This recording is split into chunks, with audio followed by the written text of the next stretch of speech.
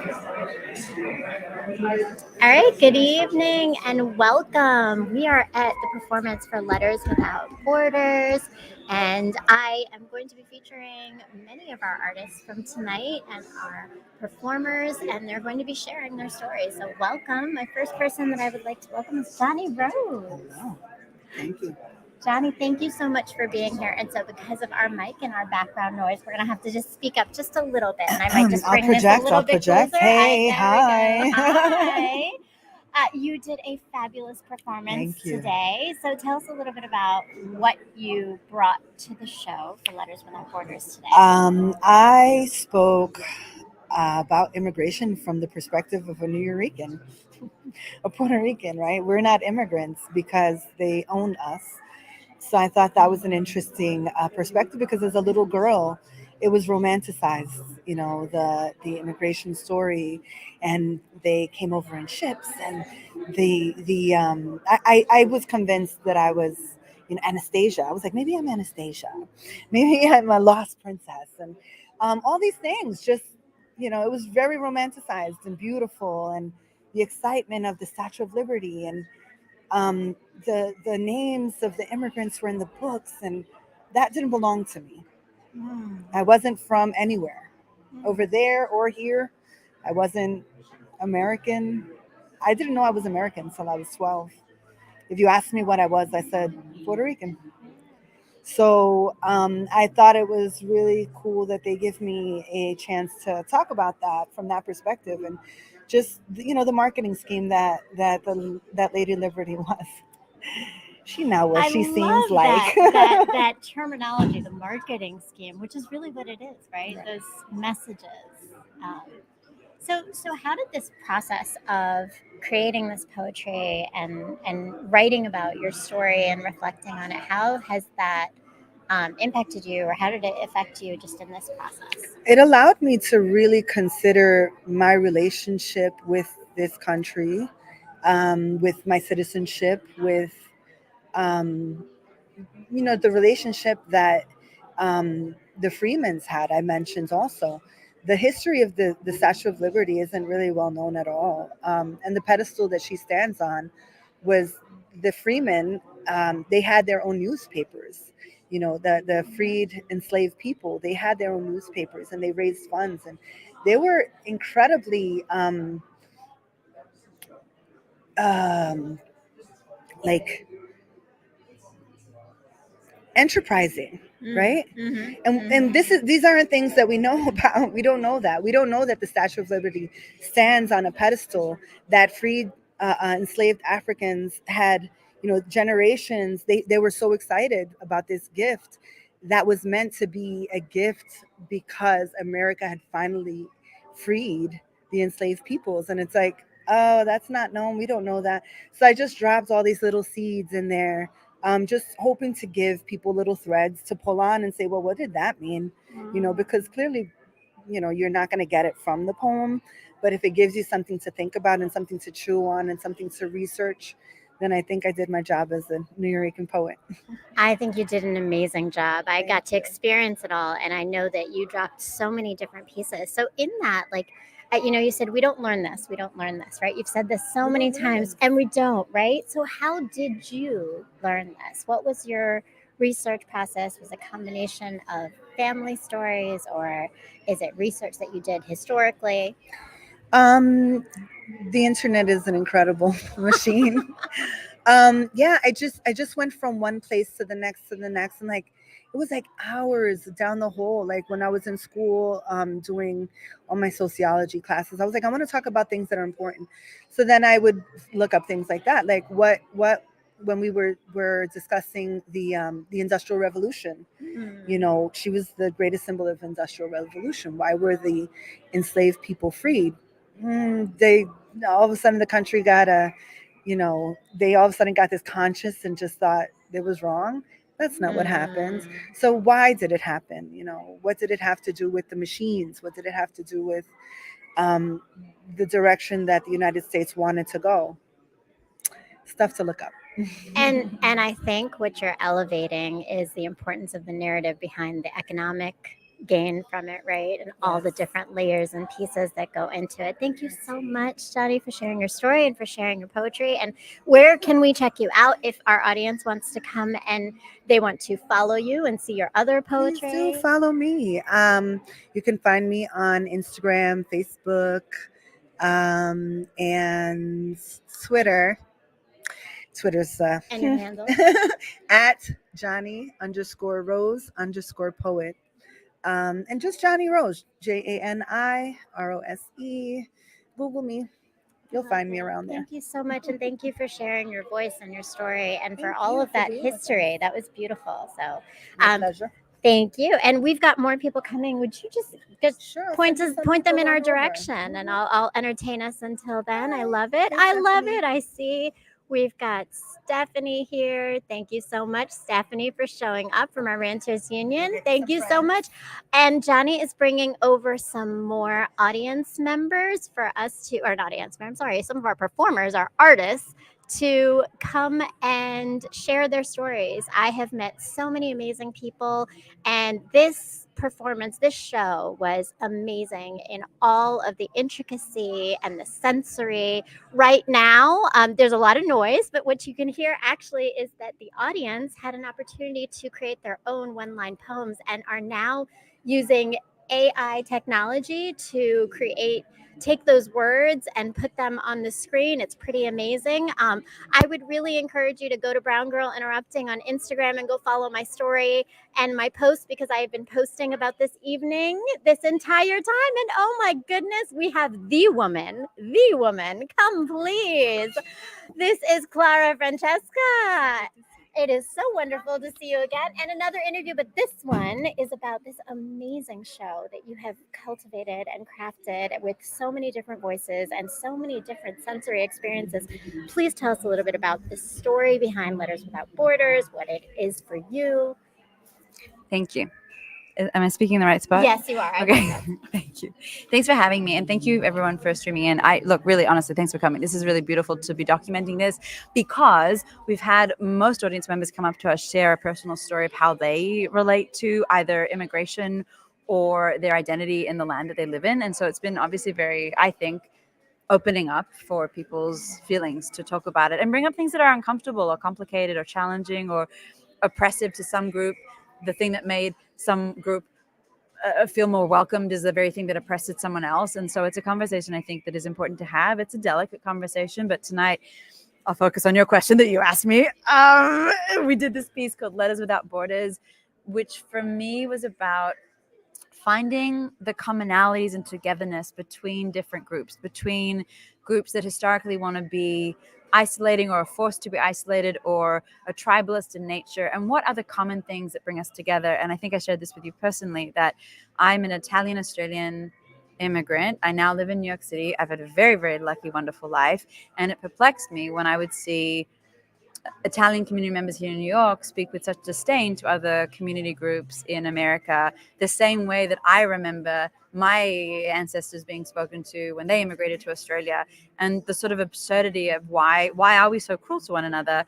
Whereas the truth is, when I immigrated to the States, I was sending messages, letters, texts, phone calls to my parents saying, I love you, I miss you, I miss our good food, or I've discovered this thing in New York that's really interesting I never thought about. And then when you speak to other immigrants, there often are these core human needs that are discussed and talked across the lands. And it's beautiful. And I would say I love that you've brought up so many complex questions about immigration, and so many of the pieces brought up those questions as well. But and I appreciate that, like from you, what I learned a lot is your lessons of those assumptions we make about the immigrant experience, and about even just how we engage with talking about our land. I would love to hear a little bit more about your perspective on coming as an outsider, as an immigrant from Australia to America. What have you learned and realized about the way that we make these assumptions and the patterns that we have in racism, and that have been steeped in those things as a country? Yeah.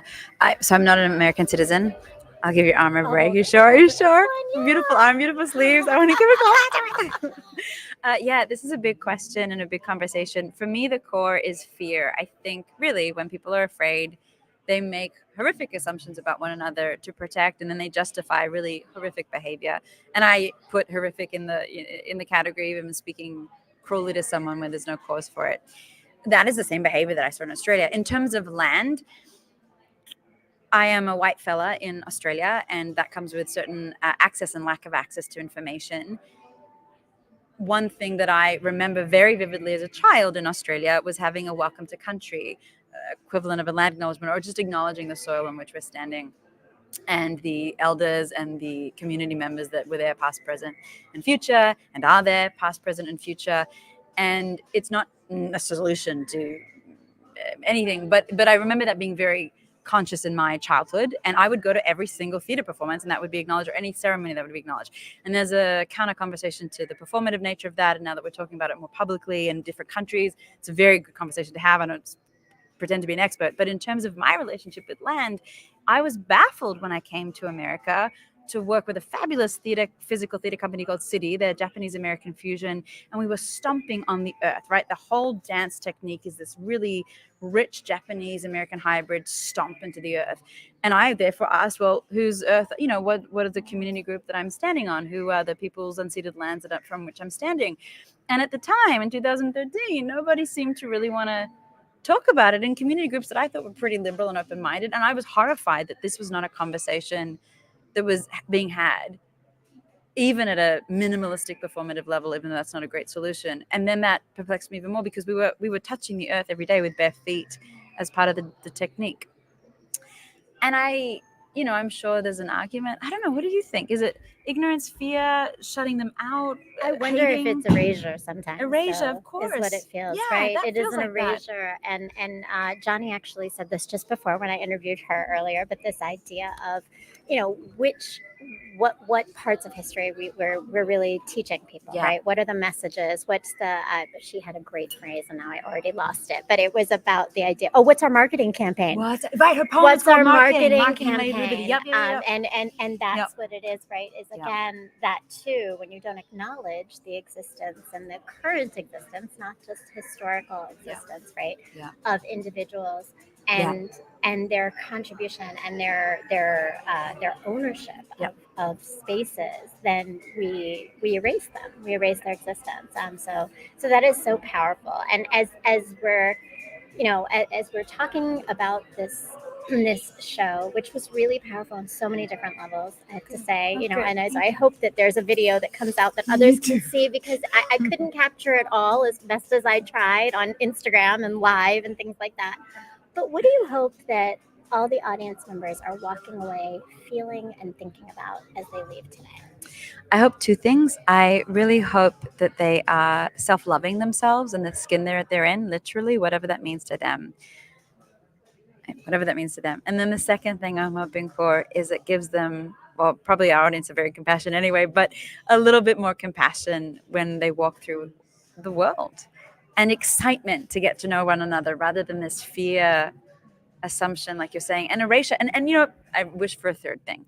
I like to learn where I have shut something off from my consciousness. And so I hope other people want to open up the spaces that have been erased, or I mean, I pause because humans cannot be erased even if society wants to do that. So I guess I want to honor that there are humans behind these stories, and they're not erased, but yeah, to sort of talk more about that. To elevate, right? Elevate, is thank a big you. thing, right? That opposition. And I do see Josh says, Mr. M, congrats to XRE. Yes, and that is the reason we are here today. Well, I am here today because of Mr. M and our connection to the Queen's World Film Festival. And you have to go check out also Cara's film. #Make Us Visible, the documentary. The whole Queen's World Film Festival is like an extension of this conversation in the core, right? Like the stories are of immigrants, different nations coming through, Yes, definitely. And I see Stephanie also has a comment saying, I always say that people don't see with their eyes, they see with their assumptions. And that's very, very true. So please come and check out the show. Well, we're Yes. here in New York until tomorrow still. Yes. So definitely. And A what's workshop happening tomorrow? So tomorrow I talk about, my three desires. One being that I want audiences to walk through the world a little bit more accepting of one another. So tomorrow audiences can try that out in this really beautiful poetry workshop we're going to have. We're going to have Johnny leading us through feeling-based home workshops. Jae Young is going to lead us through a Mandarin style workshop. Karan is going to lead us through a Ghazal style workshop. And then we have Lee on the typewriter making little poems. And in these workshops, we're going to encourage the audience to write a poem in one of these 4 styles about their relationship to immigration.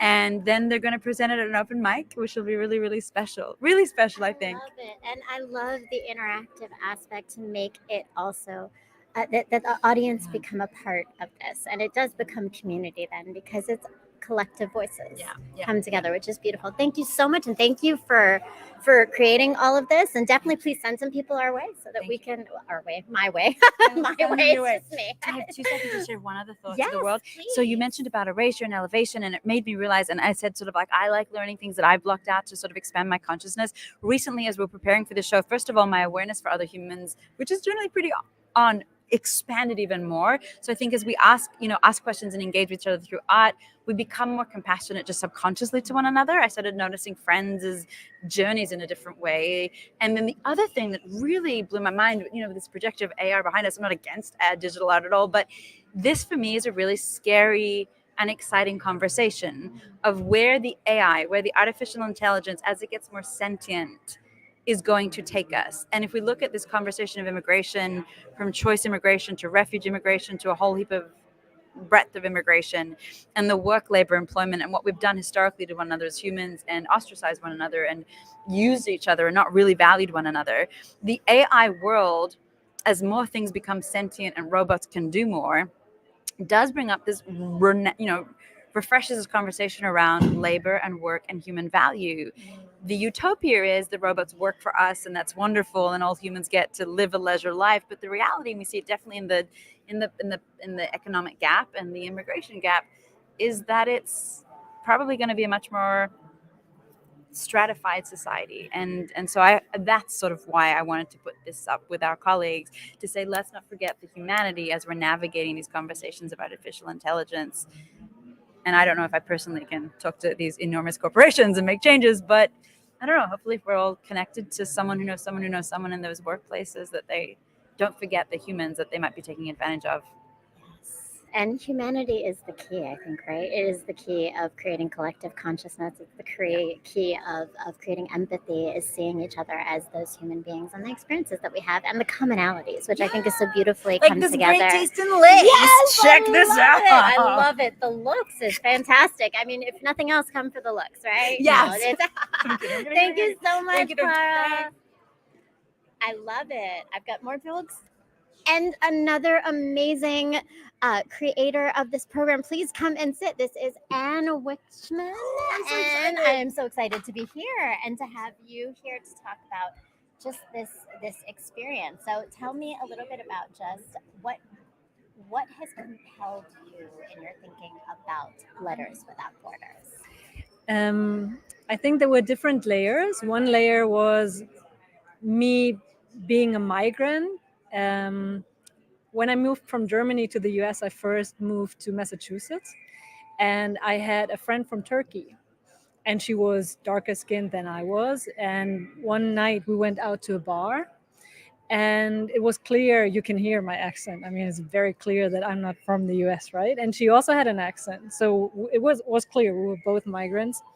And it was very clear that I was apparently the good immigrant and she was the bad immigrant, just because of the color of our skin. And this made me think a lot. Since then, I'm very aware that it's totally random that I'm apparently the good immigrant. I come from a country with a horrible past. At the same time, apparently it's okay to be German and an immigrant, and all these difficulties and all these layers, and to see where my parents came from. My mother was born in Germany, which is now Poland. So after World War II, the whole family lost everything. And my father is from Western Germany. They kept everything. And just also to see within Germany these random things. My mom was a German refugee within Germany, and all these layers and traumas that were in my family because of that. Um, it's a lot to fight through because I felt that these layers were embedded in me emotionally, and I wanted to be free of that. And that's a long journey. That is a long journey. So I do want to say, you said that it's random. But you mentioned skin color and accents, right? And so I don't know how random necessarily those things are. It's very clear sometimes which immigrants are accepted and which are not. But that's a layered, that's true. layered What I'm conversation. saying, what I think is random is where you're born. Why am I the lucky one being born in Munich? Is this lucky or what? This is totally random. I did not do Yeah. anything for that. I just was born in Munich, and this means I'm the good one. What? This is to me totally random. Yeah. No, I appreciate that, and I appreciate the honesty of talking about that, right? Because not a lot of people notice those differences always in the experiences of how immigrants are treated and the differences between which immigrants are treated differently, right? You say it. I think I saw it. You said which immigrants do we value, right? You also mentioned something when you had your film. You talked about your connection between music and communication. Can you talk more about that? Yeah, I'm happy to. I think I'm a musician. Even when I was a kid, I felt that that's my thing. And when I thought about talking about communication, I figured, how can I talk about it? My brother, my family is very private. They're not on social media. They don't want to be on the internet.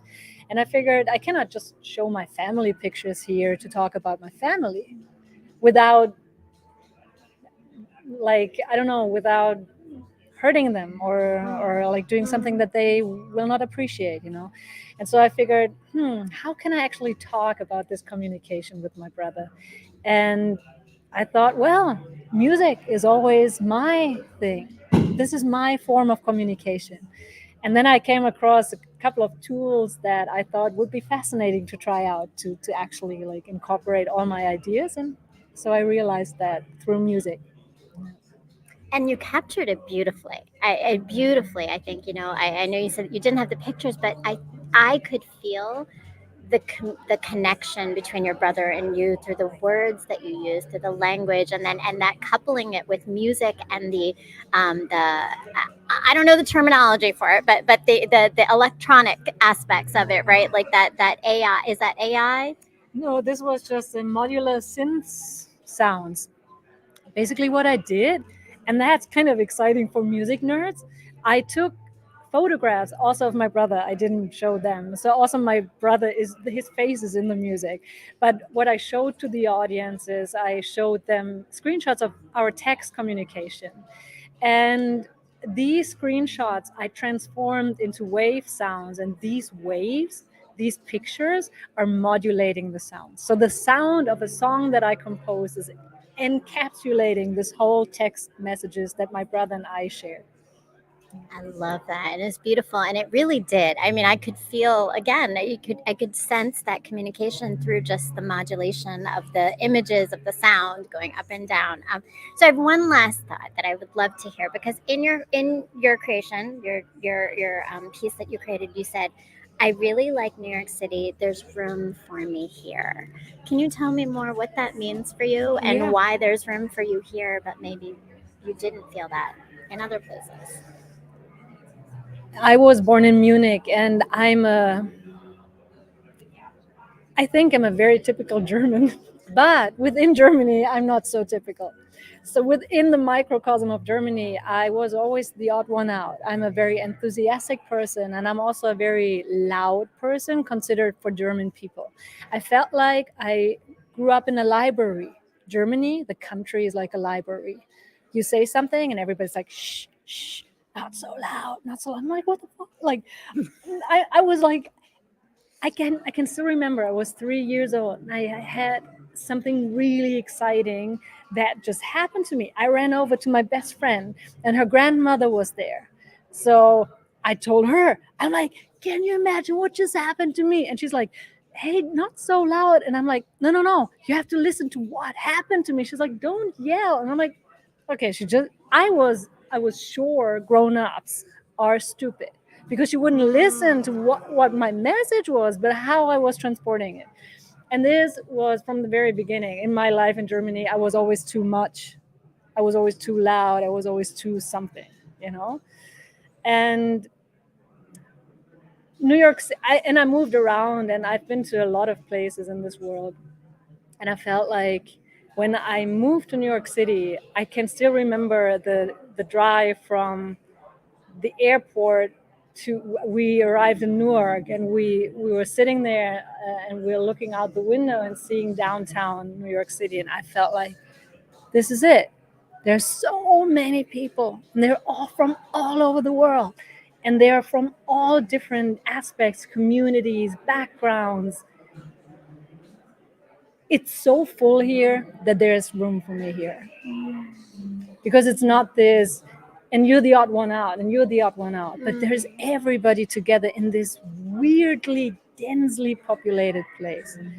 I don't know. It's just an emotional thing. There's no logic to it, but that's all actually all. But there doesn't need to be, right? I think emotions speak so much to how we process the world, right? And where we fit in. I love that you shared that because I think about that idea of sometimes immigrants come to new places and they find a home that is different from the home that they came from, that is more accepting, and it does happen. And I know for myself, just being brown, I've always challenged this idea that I haven't always fit in with my traditional group of whom I was born into, and I found my community and soul tribes and so many other individuals and so many other cultures and races. And so I appreciate you sharing that. Thank you so much, Anne, and thank you so much for all of this. Where should we go to learn more about you, your music, your poetry, your writing, everything, so that we can follow you? Yeah, my artist name is She's Excited, and my website is she's-excited.com. I'm also on Instagram, she's_excited. If you type in She's Excited music, you will find me. You will find her, Thank you. definitely. And Stephanie says, I miss that energy and diversity that is so unique to New York City. Yes, Yeah. yes. So Stephanie was Come also back. lived in New York City for some time, and now she's like me in the DMV. But thank you so much, you. Anne. And I know we have some more interviewees coming to share their stories of this experience. And thank you so much to all of our just spell it as it is. Thank you so much. Yes. Thank you. All right. Hi. And how are you today? I'm doing great. Thank you. How are I you? love it. I'm fantastic. Julia. Hi, Julia, and welcome. So, Julia, tell us a little bit about what your contribution has been to Letters Without Borders. My contribution was my photography. My photography, like most of them, like except one picture, was done. Everything was done here in New York. Yeah. And what was it that you were capturing through your photography? And capturing the life of the city, the life of immigrants, the life of everyone who lives in the city. Would you learn in this, like in your photojournalism, what were some of the stories kind of that came through in your pictures? They're beautiful, and you definitely should go and check out, come and check out some of these pictures. But what are the stories that you felt came through in your photojournalism of the immigrant experience in New York? So my main, goal was to show people from abroad, also to Americans, like pretty much to everyone, the things to like. How can I say? I'm sorry. The things, the way that I see them, I wanted people to see something that I see in this perspective from architecture, people, and I only think that you can, like, really show people the real life of the city and the real life of immigrants only through pictures or videos. So have you always been doing photojournalism, or what was your original form of media? Well, I would say I'm a former journalist for 10 years. I've been writing articles mainly before, but the photography was mostly my hobby. And then at some point, one of British publishing houses I used to work with, they noticed that I'm in like in photography world, and they were like, wow, like we never knew that you're in photography business. I was like, oh no, I'm not in business. I'm like, it's my hobbies. They were like, oh, can you just switch the department? So we're gonna give you the assignments for photography. And I've been in Japan at that time. I was like, oh, you sure that you want me to switch the field? They were like, yeah, go try. Here is the assignment. Do this, do that. And I was like, oh, okay, I'm gonna do that. And this is how it came to be. It just happened naturally. It was never planned, but it was mostly my passion. Now it turned into my profession. That's a beautiful thing, though, for a passion to turn into your profession, right? Yeah. So what has it been like being a part of this particular show and just seeing all of the different things? Like, what has that been for you? It was very exciting because like usually, like a lot of people in my field, they know me also here, in New York, but there were some like people that I never met in my entire life, and I was a little bit over nervous because I saw people like taking a look on my photos, and I was very curious about what they think about that. How do they see them? How do they feel when they see that? What do you hope for them to feel and see when they look at your photos? Hmm? What do you hope for them to feel and see when they look at your photos? I really expect them to see at least this vibe, of this specific vibe of the city, like this specific atmosphere that I was going like through the city in the morning. Usually I take the pictures in the morning mostly, and I want people to feel the way that I feel in a specific moment.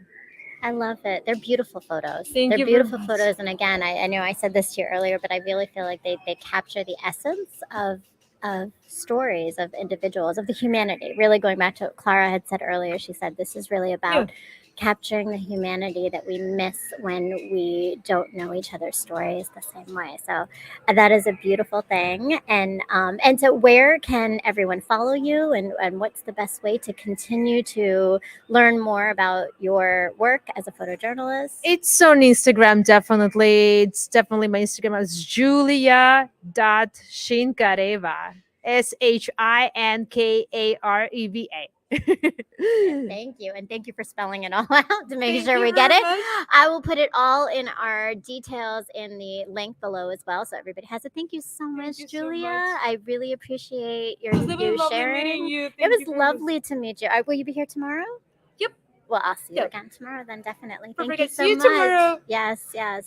Thank you very much. Thank you. And thank you to our audience. I love it. All right. And Mr. M says that was a question. Please sending more people is great. Thank you so much. Hi, yes, come on in. Right. How are you? So welcome. And I have Karen Rothad with us. Thank you so much. Yes. So if we don't get to everybody today, I will be here again tomorrow. I love it. So Karen, Yes. can you tell us a little bit about what your contribution to Letters Without Borders? Yeah, absolutely.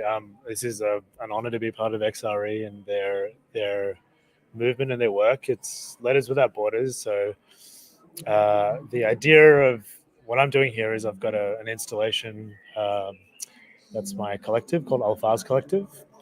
The idea of Alfaz is to bring people together to encourage people to write more. And obviously get more people to read their stuff. There's people that have something to say and some people that need their words. So I put out a call to artists around the world and writers around the world to send us their stories about immigration. So these are stories from people from different countries and different backgrounds, a combination of stories, reflections, poems that have been submitted, and they're presented on the wall today for people to read. And we're hearing really good things that people could connect to some of their words. And then tomorrow I'll be running a workshop on ghazals, how to write ghazals, giving examples of ghazals, how the history about it, why it's so impactful. It's going to be in English. It's an Urdu, Persian, Hindi form of poetry. It's been written in that form for generations and years and decades, centuries, really. So we're running a workshop, and then I'll also be performing one of the pieces I've written that's related to immigration tomorrow as well. I love that. And I have to say, just as a personal note, the beauty of guzzles is that guzzles really are that connection for immigration. I remember going to auntie parties with many women and men, and watching these immigrants, right, that are my parents' generation, just connecting so much to the poetry and the language of guzzles that connects them to home. So it's a beautiful thing, and I really appreciate you sharing all of that. And just, what are you hoping that that as people experience the workshop and as they experience your, all of the poems that you have posted, what do you want the audience to take away from all of this? I suppose a sense of familiarity, that they are not alone in their feeling. The writers have written these pieces because they have stories to tell, and the reason I have set up Alphas and the reason I encourage people to tell those stories is because other people need their words, whether it's to relate, whether it's to think from another perspective. So if I can get people to leave having read some of those poems and feel some sense of comfort and familiarity and community, that would be amazing. Uh, as far as the Guzzle workshop tomorrow, it's really a way for people to just learn about a new form of poetry that has obviously infiltrated South Asia and the Middle East for such a long time, but hasn't really made its way out into the Western world for obvious reasons, because it's an Urdu, Hindi, Persian form of poetry. I want people to learn that this is a really cool form of poetry that has been written in English for a little bit, and learn something new.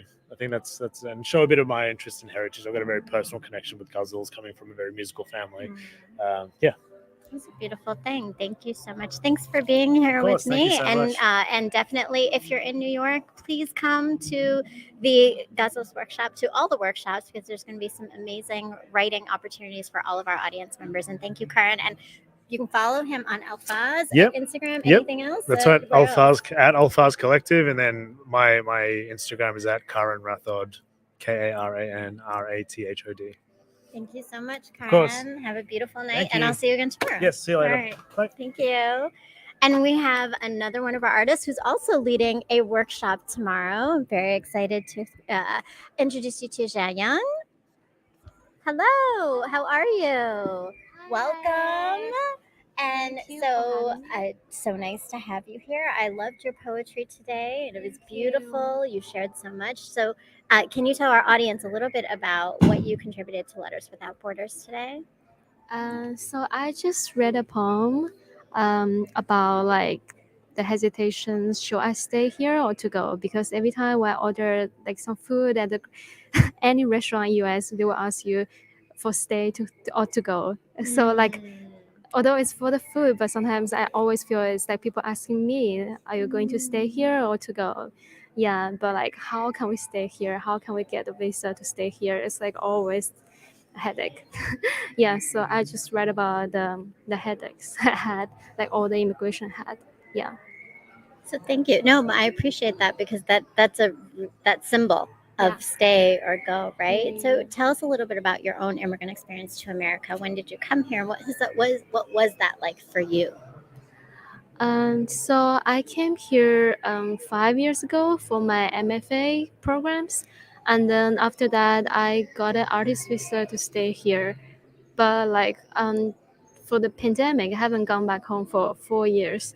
Yeah, I haven't seen my parents for 3 years. So it's like it's really horrible because the situation in China is so bad.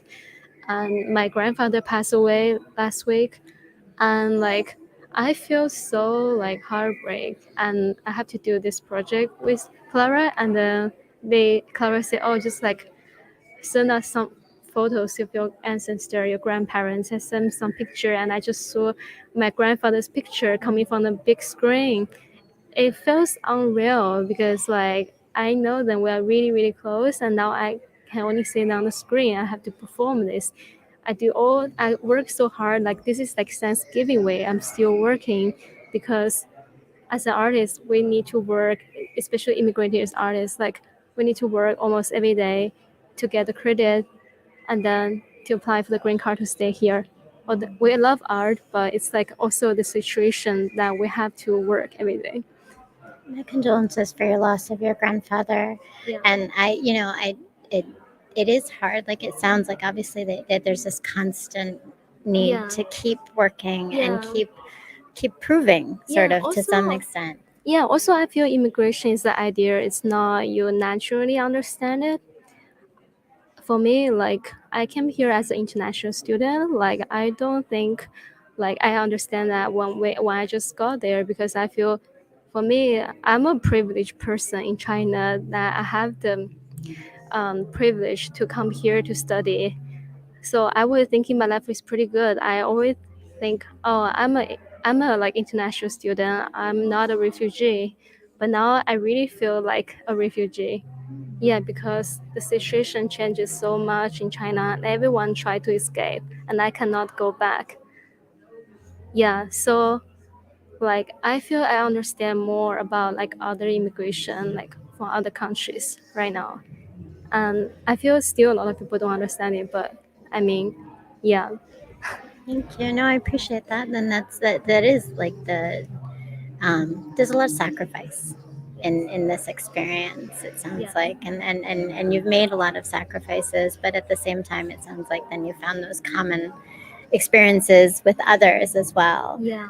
So in being a part of this, and you particularly did a poem that I captured a little bit of on Instagram as best I could, but you did a poem that was with two other women, with Clara and Johnny, who we also got to hear from. Tell me a little bit about what that experience of creating a poem that was a collective reading was like. Um, it feels really, really different. Yeah, because so Clara will separate the poem into sections, and then I feel everyone's voice and everyone's text like intermingle and mixed and like echoes with each other. We didn't like read each other's script at all, so we just like put them together. It naturally mixed. That means like actually we're thinking about the same thing. We're sharing the same fate. Yeah, yeah, that's like a common like fate for all the immigration. Yeah. That was wonderfully said, and I think you did right. You all shared these powerful connections of of kind of the loneliness, but also that loss, and then the gain that comes Yeah. with those experiences. Yeah. Also, we stand in the triangle, and it feels like geographically, like I mean, from China, Clara is from Italy, and Jenny is from Puerto Rico. So it's like actually we're like standing in the triangle, like in on the map, and then we also holds different like perspective because like I'm a person of color and Clara is a white person, and she also write about the embarrassing situations like people judging her said, oh, you're a white person coming to US, but it's still immigration, it's still hard, it's not their home country. And I was like in China, like as a privileged person, you go out, like your relative will like blessing you, say mix some blood with the white people because Chinese people, they are racist, they really like white people, they really want, it's like a congratulation, you marry a white person. That's what they want you to do. So like they didn't realize what they said is problematic. Like we share our feelings together, and then we create understanding. Yeah. It's beautiful, and you create a lot of understanding. And I think that story of immigrants who have then those racist beliefs about other immigrants and who they lift up is pretty common in a lot of the stories that we heard today. So Yeah. thank you so Thank you much, so An much. Young. I really Thank you. appreciate your time today, Thank and I you appreciate so you much. sharing your story. It was beautiful, and I hope to see you tomorrow. Yeah, Yes. thank Oh, you. yes. You're having a workshop tomorrow. Can you Yes. tell us a little bit about your workshop? So if you're able to come, please come and attend Jean Young's Oh workshop. yes. So I'm going to teach some like traditional Chinese poetry form called Tang Kuo. So it's like a poetry form, combine 4 nights of poetry. It will be fun. It's like very playful. I love So that. come join us tomorrow. And where can they follow you? Follow me at Instagram, and my name is Zhaoyang Li, and I just opened a bookstore, a speakeasy bookstore in Jersey City called Accent Sisters. Yes. Oh, I love that. Tell me what is it's called Accent Sisters. Yeah. So what is there a certain theme to your bookstore? Yeah, so it's mostly like Chinese books and Chinese book in translation. Uh, so it's like a female and LGBT lead space. So our slogan is like straight men and dog can only come to our bookstore under the supervision of women. Love it. All right.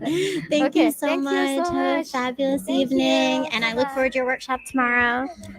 All right. Thank you so much. And I love it. I see Kennessie Williams. Welcome, Kennessie. Salute to her. Salute to everyone. Thank you so much. And thank you. Thank you. Appreciate it. I am so grateful for everyone being here today and for checking in and being, checking us on as we're live. I think that those are all of our artists for tonight. But I will tell you, just as I experience tonight. I learned so much about so many stories, but I also saw so much connection and community and so many common stories across differences. It was a beautiful experience. I look forward to seeing more of the video coming out. And please go check out XRE, which is the Extended Reality Ensemble, Clara and Anne's organization, as well as I'm going to put all the links for the Instagram handles for all of these individuals that I've interviewed. And there's so many more. So please stay tuned for tomorrow when we'll have even more of the artists sharing their stories and a little bit about what brought them here, as well as I'm going to try to capture some of these workshops for you to be able to see these different forms of poetry and writing from all over the world. So thank you so much for being here, for engaging, for being in the chat. I appreciate all my Ranchers family for showing up. And definitely check out these artists and check out me, Brown Girl Interrupting, for more. And stay with me this weekend because I'll be here and I will be doing some new shows as well. So thank you so much and have a beautiful evening.